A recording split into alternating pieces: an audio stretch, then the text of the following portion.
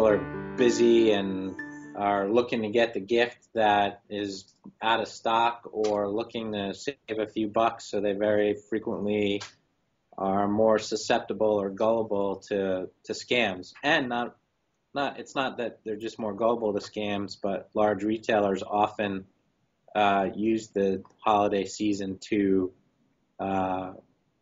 do stronger marketing campaigns. So they're, nine legitimate along with one illegitimate marketing campaign, and it gets hard to tell which one is real and which one isn't. What are the biggest threats to the average shopper? Yeah, I think the biggest threat is probably buying something that isn't really for sale, or giving up their personal information to someone that they don't trust per se, or someone that is not using the information to steal the person's identity. Right. So we see a lot of phishing as an example during the holidays. A lot of Black Friday deals that come across that are really from criminals who are looking for you to come to a website and purchase something and provide your personal information to sort of harvest those people who are looking to shop online, as an example. We see that an awful lot. So really, it's about making sure when you're doing your online transactions, you do it securely. For example, use credit cards that limit your fraud liability. Don't use debit cards. And personally, I have a credit card that has a very low limit on it, and that's what I use for all of my online purchases. So if someone even steals it, or the provider gets compromised and someone gets the credit card number, so my liability is always capped. Always type your favorite URL into a shopping site. Prior to this holiday season, a lot of the criminals focused a lot on internet banking sites from a phishing perspective. Now we see major retailers involved, and so we know that they're going to be used in phishing and fraudulent websites more frequently now than in holidays past.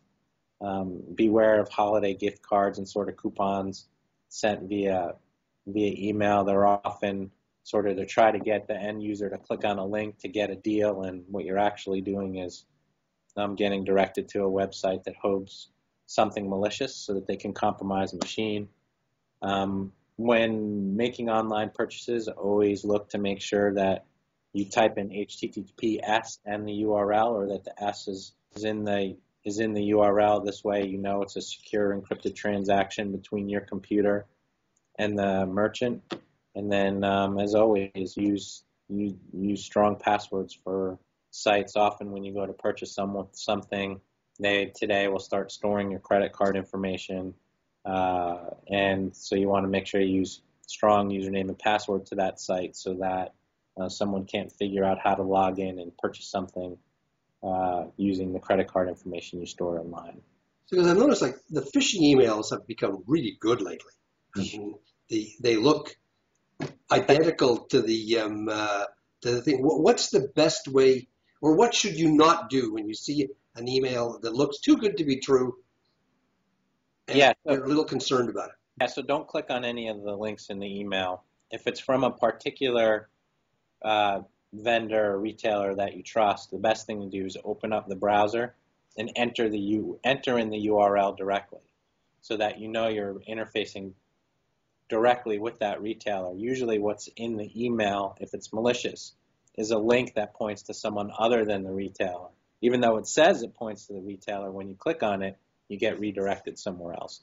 So the best thing to do is, if it's an offer that you're interested in and you want to learn more about it, go to that retailer's website directly instead of clicking on the link in the email.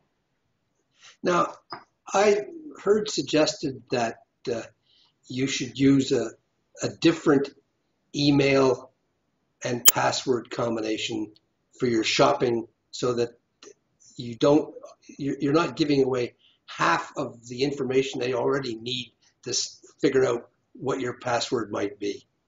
No, I would, my recommendation and preference would be use a different password for every site.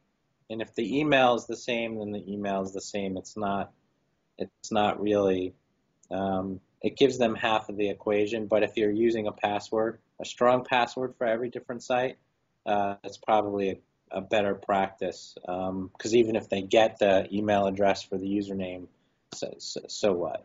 I mean, generally you end up making your email addresses somewhat public anyway. Even the retailer is going to use the email address you provide to email you anyway, so they're making it public. I, I would recommend using something like a password safe that generates and allows you to store passwords for each individual site that you would interface with. So that this way, and password safe is a piece of software that you would use on your machine. There's a bunch of them.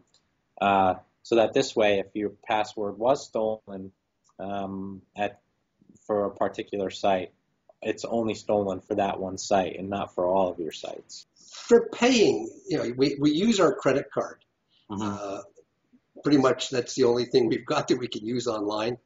Are there ways you can be sure that your credit card is secure, say like using PayPal or something like that? Yeah, so there's sort of two options to pay on. Well, there's three. There's PayPal, and then there's credit cards, and then there's debit cards.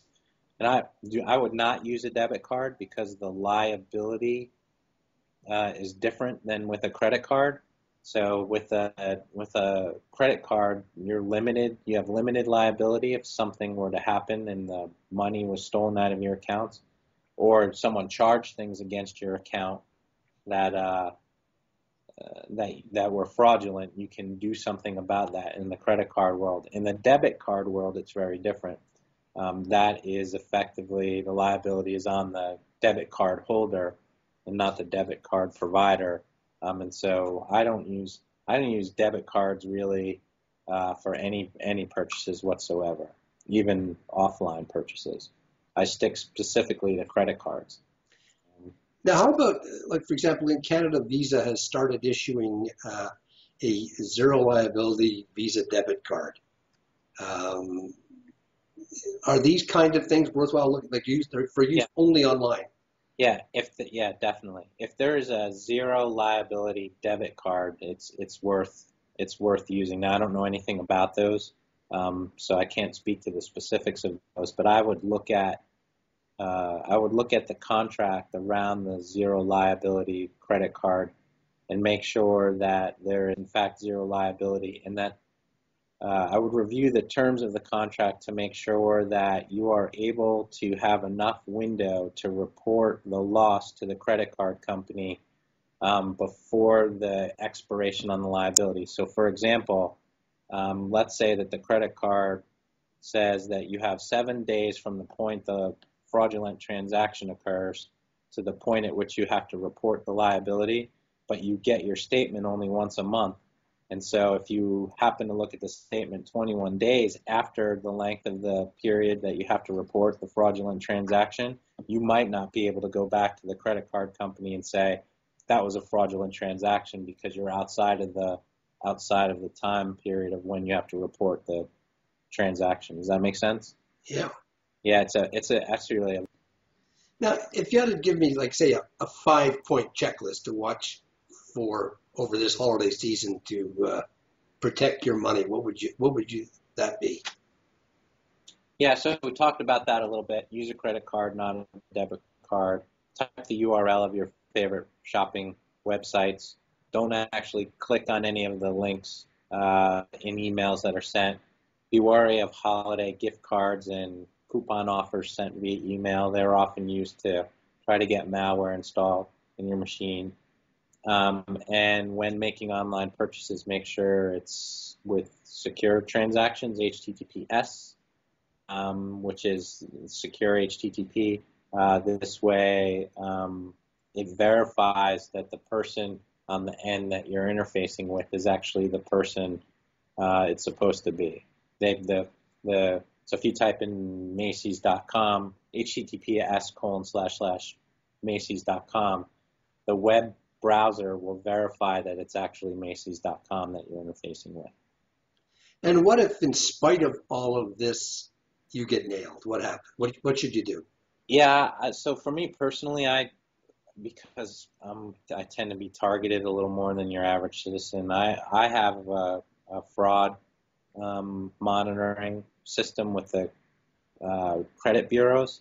I still look at paper-based statements and reconcile them at the end of the month to make sure that, and my wife hates it, but I like it because I see everything she's buying as a matter of course and review it and make sure, did you buy this? Did you buy that? And we tend to drift off into the why conversation every once in a while. But certainly do that. And then again, if you use a credit card number that has a lower limit, it limits your liability, so your exposure isn't there. But look at your statements. Um, see what a credit card reporting uh, fraud monitoring from the credit agencies costs. I forget what I pay for mine. It's like $100 a year or something like that. Um, and then there's a whole bunch of other benefits that come out of that. Uh, and be careful who you give your identity to, of course.